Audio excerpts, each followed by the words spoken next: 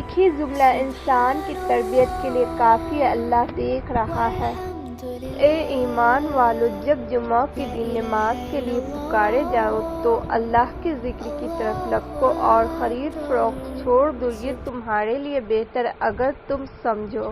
کتنا بہترین احساس ہے کہ میرا اللہ میرا اپنا ہے۔ جن لوگوں کو ہم اپنی زندگی میں شامل رکھنا چاہتے ہیں، ہم صرف انہی کے ساتھ درگزر کا معاملہ کرتے ہیں۔ دعاؤں کی قبولیت آواز کی بلندی نہیں بلکہ دل کی طلب کا تقاضا کرتی ہے، کیونکہ دعا صرف الفاظ کی مضمون نہیں، روح کی طلب اور کیفیت کا نام ہے۔ سجدوں میں ہم اپنی حسرتوں کی خاطر عرش خدا میں گرے ہوتے تو کوئی حسرت باقی نہ رہتی۔ دنیا کی نظروں میں خاموشی ایگو ہے اور اللہ کی نظر میں خاموشی صبر ہے۔ صبر کرنا اتنا مشکل کیوں ہے؟